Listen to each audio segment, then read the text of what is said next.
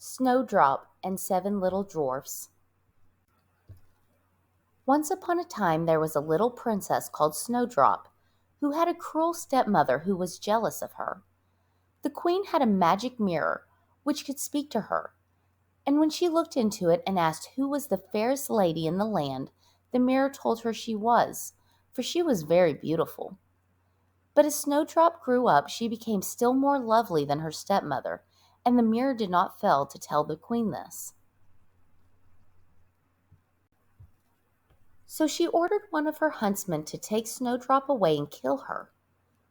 But he was too tender-hearted to do this and left the maiden in the wood and went home again. Snowdrop wandered about until she came to the house of seven little dwarfs, and they were so kind as to take her in and let her live with them.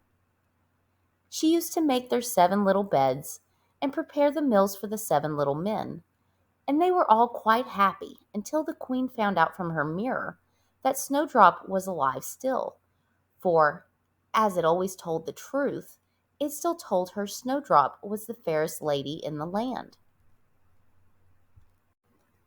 She decided that Snowdrop must die, so she dyed her face and dressed up like an old peddler, and in this disguise she went to the home of the seven dwarfs and called out, "Laces for sale." Snowdrop peeped out the window and said, "Good day, mother. What have you to sell?"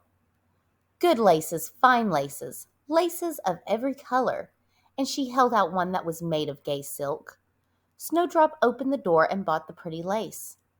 "Child," said the old woman, "you are a sight. Let me lace you properly for once." Snowdrop placed herself before the old woman, who laced her so quickly and so tightly that she took away Snowdrop's breath and she fell down as though dead.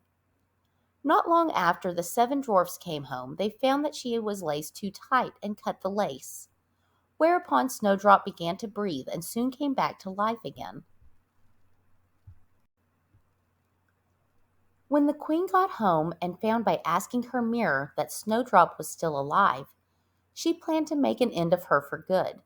So she made a poisoned comb and disguised herself to look like a different old woman. She journeyed to the dwarf's home and induced Snowdrop to let her comb her hair. The minute she put the poisoned comb in her hair, Snowdrop fell down as though dead. When the seven dwarfs came home, they found their poor Snowdrop on the floor, and suspecting the bad queen, began to look for the cause, soon finding the comb. No sooner had they removed it than Snowdrop came to life again.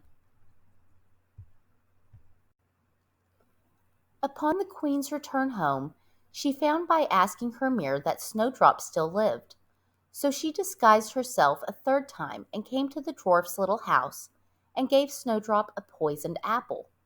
As soon as the little princess took a bite, it stuck in her throat and choked her.